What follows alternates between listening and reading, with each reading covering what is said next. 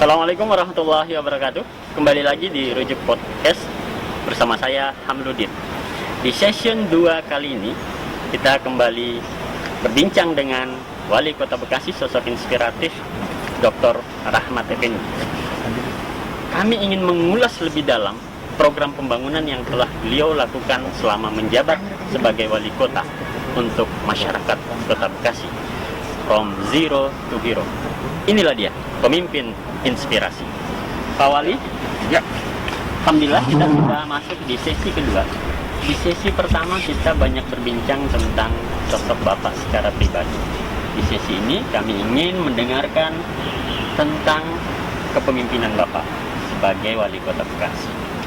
Dimulai dari pertanyaan, kenapa pada akhirnya dari bekerja kemudian bermigrasi dan memilih panggung politik sebagai jalur ini? ya. Jadi tentunya setiap orang kan mencari kesempatan, change untuk melakukan perubahan-perubahan. Nah, pada saat euforia proses perjalanan, saya bekerja di sebuah perusahaan, bekerja di sebuah kegiatan, kegiatan usaha, di perusahaan dan usaha, bertemu pada titik 98 itu. Euforia politik, saya harus bisa mendorong dan memaksimalkan peran harapan sebagai putra daerah. Tentunya wadah yang paling cepat adalah wadah politik. Jadi saya juga tidak pernah terpikir kalau di 98 itu, 99 pemilu itu saya terpilih menjadi anggota DPRD. Sampai kemudian 2004, 2008, 2003, 2008 saya menjadi ketua DPRD, dan bersama Pak Mohtar Muhammad saya menjadi wakil wali kota, terus wali kota dan wali kota. Ini adalah sebuah proses perjalanan panjang yang tentunya kalau tadi diprediksi di ini itu nggak bakal ketemu dari nalar dan logika. Tapi rupanya kan Tuhan sudah atur itu. Jadi saya yakin betul setiap perjalanan hidup seseorang itu Tuhan sudah atur dan tidak pernah akan tertukar. Makanya dalam dinamika politik yang saya hadapi sekarang ini, kita berbaik aja lah, bersahabat saja, berbuat baik saja kepada semua orang. Karena Tuhan tidak pernah menjolimi umatnya, Tuhan tidak menukar rezeki seseorang dan kesalahan seseorang. Kita yakin itu. Pak, seperti apa sebenarnya Bekasi dalam kenangan sehingga Bapak terdorong untuk berpartisipasi lebih cepat lewat Kalau kita lihat kenangan Bekasi, nggak perlu kita jauh-jauh, 99 saja saat saya masuk menjadi anggota DPRD, APBD Bekasi itu baru 168 miliar. PAD-nya baru 17 miliaran. Sekarang PAD-nya sudah triliunan. Jadi kalau kita lihat 2 tahun 2000, sekarang 2030 tahun mundur ke belakang, Kota Bekasi itu belum apa-apa. Ya, belum apa-apa. Jadi kalau kita lihat sekarang ini, ya, setelah prosesnya seperti ini, sebuah modal pembangunan dasarnya adalah kepemimpinan itu harus bisa memberikan kepastian hukum dan perlindungan hukum dalam orang berinvestasi. Dan alhamdulillah perkembangannya seperti ini. Memang ada dinamika proses pemanfaatan ruang yang terus bergerak karena kebutuhan sebuah ekonomi dan kebutuhan tempat tinggal. Dampaknya apa? Ya ada sekarang banjir. Betul. Iya, Pak, diawali dari legislatif, jadi anggota dewan, kemudian jadi ketua dewan, DPRD, wakil wali kota. Wali kota. Bagian mana yang terberat, Pak? Yang semuanya berat, semuanya memegang amanah dan tanggung jawab. Okay. Kata amanah itu adalah sesuatu yang diberikan untuk dilakukan, ya, dalam rangka mengembalikan kepercayaan itu kepada sebuah produk. Nah, produknya apa yang kita buat? Makanya saya concern di pendidikan. Pendidikan wajib belajar 9 tahun. Dulu kita orang belum gratis, kita sudah gratis, ya. SMA sudah gratis walaupun sekarang diambil oleh provinsi. Kesehatan, kartu sehat kita berbenturan dengan BPJS karena tidak mungkin kita melawan sebuah keputusan presiden. Nah, makanya kita rekonstruksi menjadi layanan kesehatan masyarakat yang tidak di-cover oleh BPJS, kita cover, ya. Terus PBI-nya juga kita perbanyak. Dan infrastruktur. Jadi kalau kita punya stadion ini untuk masyarakat. Ya kalau kita punya rumah sakit, ya rumah sakit itu melayani masyarakat. Pak, Bapak terkenal sebagai pemimpin yang mengedepankan reward and punishment. Benarkah, Pak? Saya memberikan penghargaan saat orang itu betul-betul berkontribusi dan dia mampu menciptakan sebuah produk dan produknya itu terapresiasi. Dan saya juga tidak segan-segan memberhentikan orang yang tidak melaksanakan fungsinya, ya, diberhentikan dari jabatannya.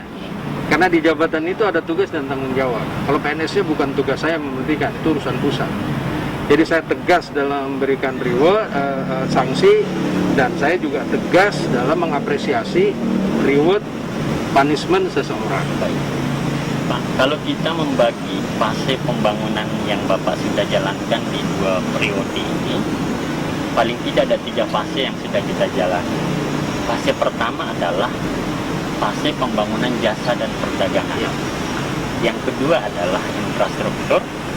Yang ketiga adalah smart city dan industri kreatif.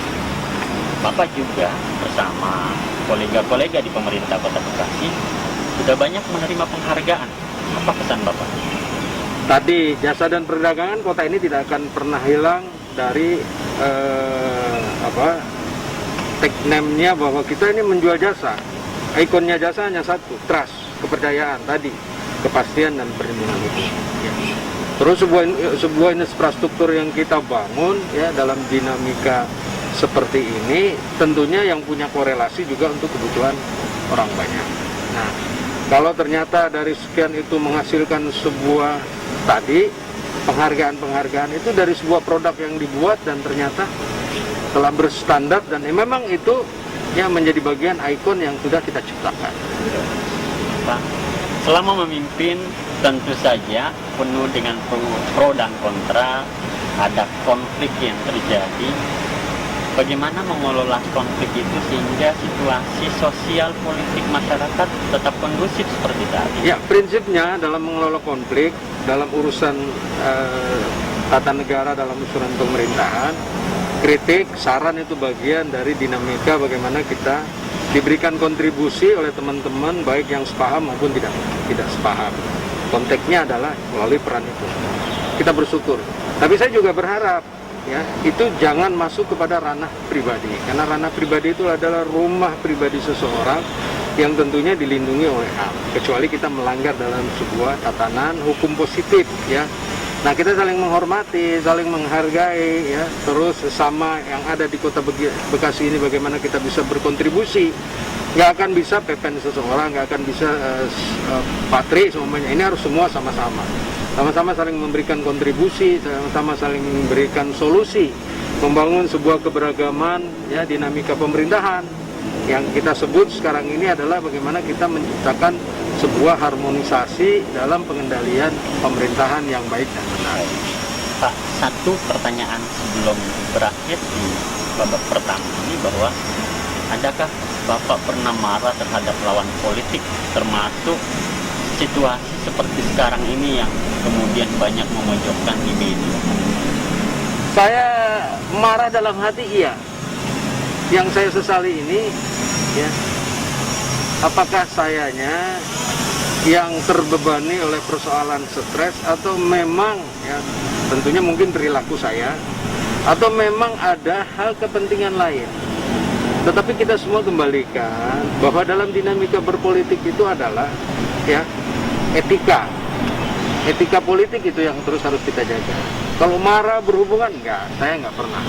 Boleh tapi pada saat kita masuk pada sebuah, nah di politik itu sebenarnya ada yang namanya dua mata sisi yang harus kita saat adab dan etika itu kita pakai. Politik itu ibarat seni. Tapi adab dan etika itu kita tidak pakai, maka politik itu akan menjadi sebuah persoalan. Nah, kita pakai yang seni aja, mengalir aja. Maka akan sebuah menghasilkan dinamika politik yang enak, yang aman. Tapi kalau orang tidak suka pasti banyak lah. Iya, dalam kondisi sekarang ini pasti orang. Pro kontra ya. Kita bikin enjoy sehingga dan masyarakat bisa terjaga. menilai. Kita tidak kontraproduktif apa yang disangkakan oleh orang, tapi kita terus berproduksi, menciptakan sebuah legacy, ya, sebuah produk kinerja yang tentunya untuk orang banyak. Dalam kondisi banjir ini, saya minta kepada seluruh elemen warga masyarakat, kita harus sama dan bersedia untuk menggalikan fungsi-fungsi ranah saluran tersier dan sekunder. Saya berharap kita di Kota Bekasi memanfaatkan fungsi restoratif justice, kembalikan kepada fungsi. Baik, kita rehat sejenak.